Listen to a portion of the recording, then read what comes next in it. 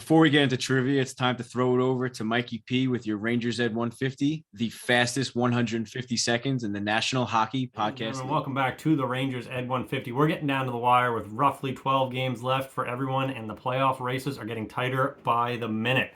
Out west in the Pacific Division, we've had no change in the top four since last week, with Vancouver, Edmonton, LA, and Vegas occupying those spots in that respective order. At this point, Calgary and Seattle haven't been mathematically eliminated, but odds of them making it are practically non-existent. Real battle in this division is going to be for that second wild card spot, with Vegas holding on to it for the moment. The Golden Knights are currently sitting 4 points up on St. Louis with a game in hand on the Blues, but the two do meet tonight, Monday night.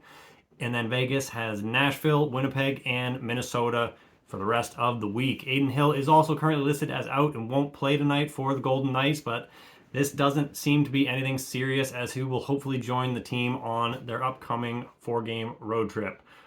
Onto the Central Divisions, where the standings are Colorado, Dallas, and Winnipeg in those playoff spots, followed by Nashville and St. Louis in the 4-5 spots. Nashville has all but cemented their playoff spot with a ridiculous 17-game point streak they're currently riding, and Winnipeg is really struggling right now, dropping their last 3 and falling 4 points out of that second place spot behind Dallas, with a game in hand on the Stars. At the top, Colorado has turned it on at the right time yet again. They are on a 9-game heater and looking like they are primed for the playoffs.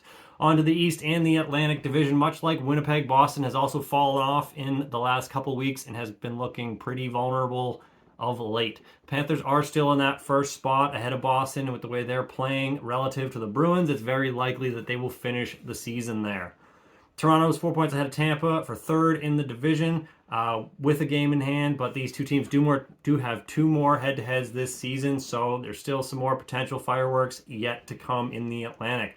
Also of note here, the Detroit Red Wings have gone from sitting comfortably in a playoff spot to going 3-8 through their last 11 and sitting a point behind the Caps for that second wild card spot, so big yikes for the Wings there.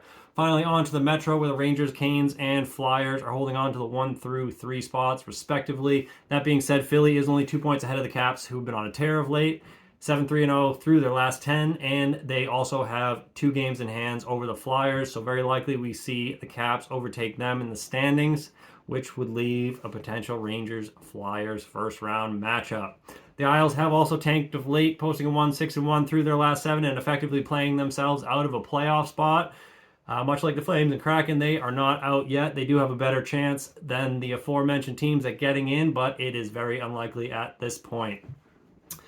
On to the Rangers. After 8 games in the last 2 weeks, they have a relatively light load this week with only 3 games. On Tuesday, they're at home to face the Flyers, and they're off to the West Coast for a game on Thursday against the Avs, and then Saturday they head to Mullet Arena to face off against the Yotes. Lots of good hockey to come this week as these playoff races get down to the wire, so make sure you tune in. And until next week, this has been your 150.